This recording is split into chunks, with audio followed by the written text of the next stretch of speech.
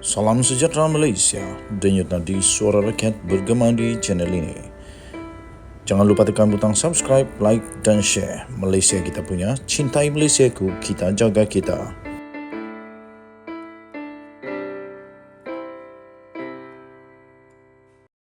Salam sejahtera Malaysia, denyut nadi suara rakyat bergema di channel ini. Nampaknya Mahyadin Mak Yassin sudah jatuh di timpa tangga. Belum selesai satu lagi.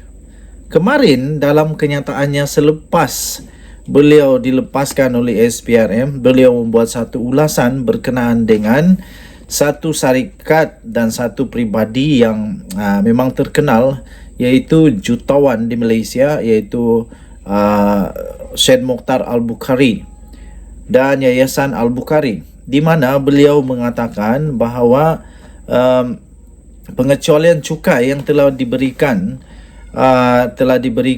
kepada kepada Yayasan Al-Bukhari dibatalkan oleh Lim Guan Eng.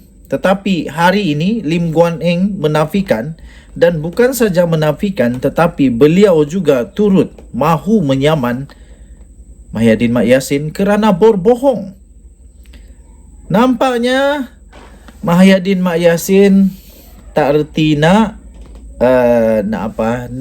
jerah. Tak reti nak tak reti nak retilah.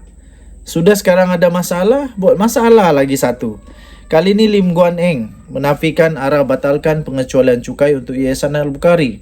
Malah beliau juga mempertimbangkan untuk mengambil tindakan undang-undang terhadap Tan Sri Mahyadin Mak Yassin, Presiden Bersatu itu, jika Presiden Bersatu itu, iaitu Tan Sri Mahyadin Mak Yassin, gagal memberikan bukti dakwaannya. Kata Lim Guan Eng, saya ingin menyatakan bahawa saya tidak pernah mengeluarkan sebarang arahan spesifik membatalkan pengecualian cukai yang diberikan oleh Kerajaan Barisan Nasional kepada Yayasan Al-Bukhari yang dinaungi oleh Syed Mokhtar Al-Bukhari. Katanya, bolehkah Muhyiddin tunjukkan surat di mana saya telah mengeluarkan arahan sebagai Menteri Kewangan untuk membatalkan pengecualian cukai kepada Yayasan Al-Bukhari. Mahyadin Mak Yassin, sila keluarkan bukti itu. Kasih kantoi Lim Guan Eng kalau ada bukti. Kalau tiada bukti, nampaknya Mahyadin Mak Yassin kantoi teruk lagi, disaman lagi oleh Lim Guan Eng. Kata Lim Guan Eng, ini memang membuatkan Tan Sri Mahyadin Mak Yassin dan semua bos-bos di dalam Perikatan Nasional semakin panik. Kata Lim Guan Eng, sekiranya beliau gagal berbuat demikian, saya akan mendapatkan nasihat undang-undang terhadap pembohongan Muhyiddin yang berniat jahat ke atas saya. Memandangkan ia juga membabitkan tuduhan rasuah yang akan dibicarakan di Mahkamah Kelab, kata Lim Guan Eng dalam satu kenyataan pada malam tadi. Muhyiddin Yassin telah dipanggil ke SPRM semalam untuk direkodkan kenyataannya, dan selepas itu antara isu yang dibangkitkan oleh agensi anti rasuah ialah rayuan terhadap pembatalan pengecualian cukai yang diberikan kepada Yayasan Al-Bukhari.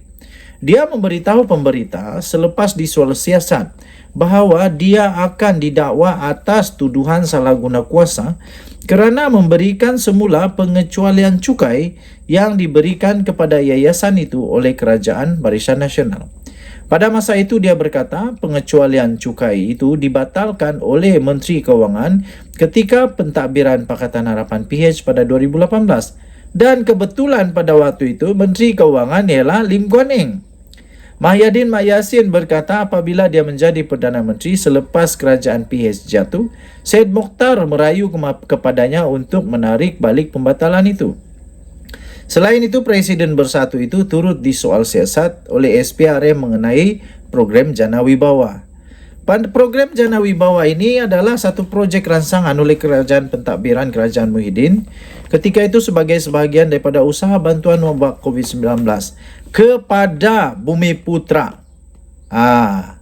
Yang paling kena tekankan ialah kepada kontraktor Bumiputra. Beberapa pemimpin Bersatu lain juga telah didakwa berhubung projek Jana Wibawa sejak pertengahan Februari, termasuk bekas Ketua Penerangan Bersatu Wan Saiful Wanjan dan Timbalan Ketua Bersatu Segambut Adam Radlan Adlam Muhammad. Denyut nadi suara rakyat bergema di channel ini. Kita jumpa lagi. Bye-bye. Salam sejahtera Malaysia. Denyut nadi suara rakyat bergema di channel ini.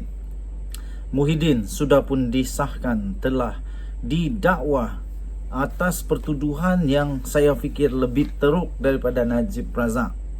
Najib Razak ketika dia didakwa untuk SRC International, dia hanya didakwa dengan 42 juta ringgit sahaja.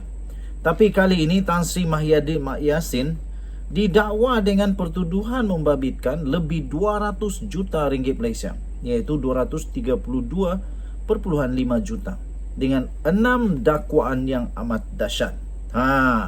Ingat ke lagi kita, Tan Sri Mahyadin Yassin berkata dia tak terlibat apa-apa, dia tak ambil sesen pun. Of course dia tak ambil lah. Tapi yang ini, pertuduhan ini, saat lagi kita bacakan apa yang dia terbabit. Bekas Perdana Menteri Tan Sri Muhyiddin Yassin telah pun didakwa atas 4 pertuduhan salah guna kuasa. Wow, nepotisme, apa itu nanti, kronisme, apa itu kan tu? Cuba kamu komen sikit apa dah.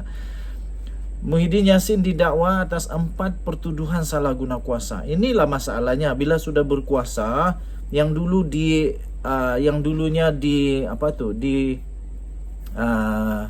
dipertahankan, yang dulunya dilawan. Sekarang bila ada berkuasa, mana dah lupa kah perjuangan itu? Salah guna kuasa 4 dan 2 pertuduhan pengubahan wang haram membabitkan 232.5 juta. Sekali lagi, pengubahan wang haram. Saya nak tanya, kalau benar ada pengubahan wang haram yang melibatkan Mahyadin Mak Yassin, kalaulah wang itu sudah diberikan kepada orang dan orang pula makan nasi dengan duit hasil daripada pengubahan wang haram itu, adakah orang itu makan nasi haram atau nasi halal? Saya pun tak pastilah, saya bukan ahli agama. Okey, tapi yang pasti kesianlah bagi mereka yang tidak tahu dan terima wang daripada pengubahan wang haram. Kalau betul itu dilakukan, ini amat sedih. Pengerusi Perikatan Nasional itu didakwa semasa prosiding di hadapan Hakim Mahkamah Session Kuala Lumpur Azura Alwi pagi ini. 4 pertuduhan salah guna kuasa itu dirangka mengikut Seksyen 23/1 Akta SPRM 2009 yang menuduh Muhyiddin Mak Yassin menggunakan kedudukannya sebagai Perdana Menteri dan juga Presiden Bersatu pada ketika itu untuk mendapatkan 232.5 juta daripada 3 syarikat dan seorang individu di antara 1 Mac 2020 dan Ogos 2021.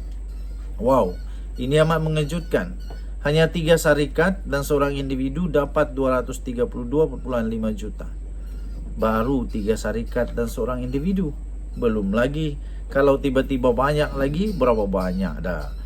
2 pertuduhan pengubahan wang haram yang dibentangkan di bawah Seksyen 4/1B Akta Pencegahan Pengubahan Wang Haram, Pencegahan Pembiayaan Keganasan dan Hasil daripada Aktiviti Haram 2001 dibaca bersama dengan Seksyen 87/1 Akta yang sama yang menuduh ahli politik berusia 76 tahun itu menerima sebanyak 120 juta daripada aktiviti haram daripada Bukhari Equities Sdn Bhd antara 25 Februari hingga 8 Julai 25 Februari 2021 dan 8 Julai 2022. Wow, kayanya Bukhari Equity ini. Kenapa dia sanggup bagi 120 juta kepada Tan Sri Mahyadin Yassin? Tapi itu pasti bukan masuk dalam akaun Muhyiddinnya. Itu bukan. Jadi dia masuk ke mana? Nanti kita bacakan bersama. Ahli Parlimen Pago itu boleh dipenjara sehingga 20 tahun dan denda 5 kali ganda jumlah suapan terbabit atau RM10,000 yang mana lebih tinggi bagi pertuduhan salah guna kuasa.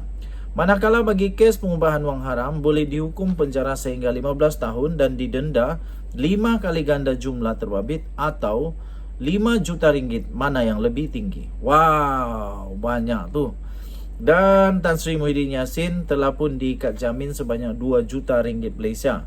Pada prosiding pagi tadi, Peguam Cara Negara Ahmad Teriuddin Mohamad Saleh memohon ikat jamin ditetapkan 2 juta dengan 2 penjamin tempatan dan pasport tertuduh diserahkan kepada mahkamah sebagai sebahagian daripada syarat jaminan.